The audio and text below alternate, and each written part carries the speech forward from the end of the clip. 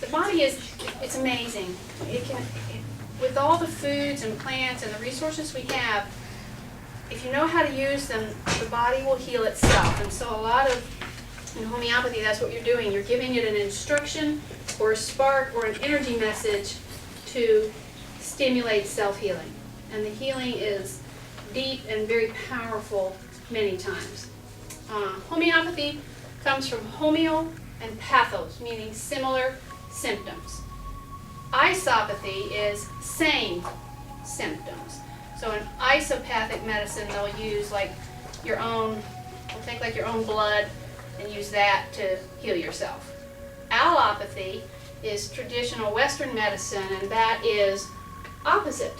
So a lot of Western medicine is using opposite principles, or in essence, suppression. Okay. The biggest and easiest one to talk about with suppression is there's eczema, skin conditions where you use steroids to suppress the itch or suppress the rash.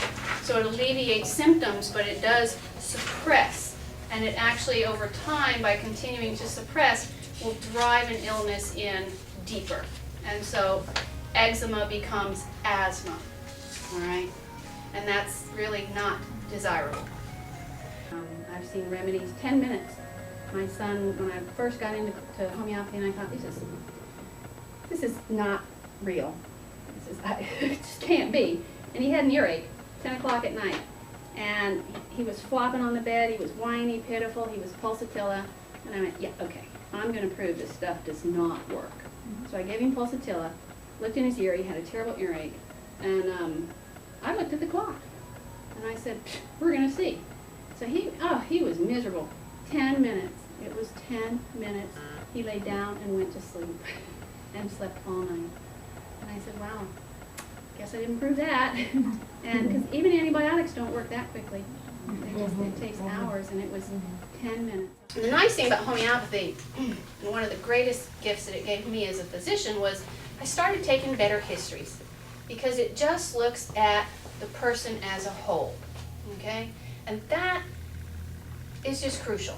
And so when you're taking a detailed history, or you begin to get interested in homeopathy, you start observing more and paying more attention to not only your symptoms, but your spouse, your children, in detail. And it's very effective. And the mental emotionals are the most important. So I always use ear infections because they're so common in children. So I have 2 kids come in, and both of them have an earache. In Western medicine, we go, you have an earache, here's your antibiotic, see you in 10 days. Homeopathy, you go, okay, when did it start? How did it start? How is the child behaving? So one child is just pitiful, weepy, whiny, clingy, pitiful. Hold me, don't put me down, everything's a crisis. They're just so pitiful. And that's pulsatilla. The other child is screaming and kicking, and you're like, I'm going to spank you and put you in a closet. Well, that's chamomile. They both have an earache, but they're having 2 entirely different responses. I had a child one day with an earache years ago, and I didn't even see this, but his mother reported he was out here in the waiting room, and he kept going from chair to chair to chair. And he'd sit in his mom's lap, and then he'd sit in a chair, and then he'd lay down, and I was like, well, that's really interesting. That's arsenicum. Arsenicum is restless because you can't get away from the pain. And that was not a typical remedy for an earache, but I gave him arsenicum and he felt better.